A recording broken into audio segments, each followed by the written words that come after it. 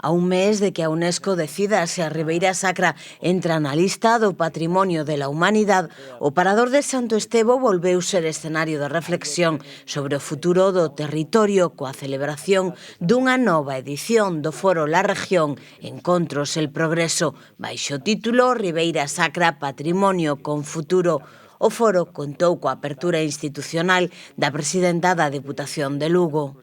Aquí hai unha forma de vivir e de entender a nosa terra que consigue chegar a cada un de nós sin perder esa autenticidade. Creo que aí reside precisamente esa riqueza pola que por fin non se fixaron en nós. Nun mundo no que cada vez é todo máis uniforme, creo que este territorio sigue considerando e sigue mantendo esa esencia particular, esa relación que teñen as persoas que decidiron quedarse, que viven aquí, coa memoria, coa paisaxe, coa terra.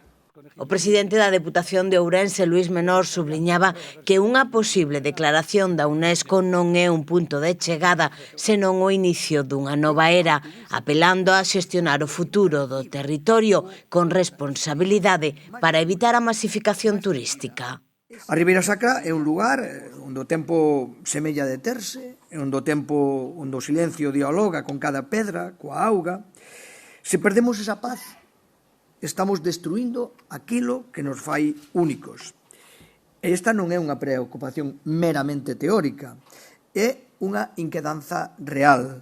O turismo ten que ser un aliado da xente do rural, pero nunca un problema para o seu día a día.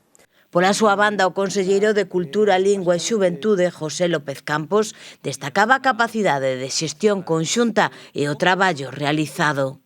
Unha parte importantísima do traballo está feito. Non fomos quen de traballar de forma conxunta, fomos quen de interpretar, de saber que estábamos ante un momento único, fomos quen de poñer os mecanismos, a declaración do territorio como ben de interés cultural, a preservación, a implicación de todas as entidades, creo que fixeron posible que aumentase a nosa autoestima e que fóramos conscientes da gran riqueza que temos, e hoxe Ribeira Sacra é un territorio máis vivo que nunca, un territorio con máis oportunidades que nunca, e temos que construílo e temos que seguir traballando sempre con esa vista posta en que temos que preservar tamén o equilibrio. Non é importantísimo, apuntaba tamén o presidente da Deputación de Ourense, é importante que o fagamos, pero que o fagamos con sostenibilidade.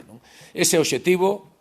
Creo que foros como este fan posible que reflexionemos, que avancemos, que evolucionemos, que repensemos tamén ese modelo, e creo que entre todos, porque temos un grandísimo equipo, vamos a ser capaces de conseguir afrontar os retos que temos no futuro. O encontro, moderado polo xornalista Antonio Nespereira, articulouse en torno a dúas mesas redondas orientadas a abordar a xestión do patrimonio como motor de desenvolvemento socioeconómico. Tú sales de Castro Caldelas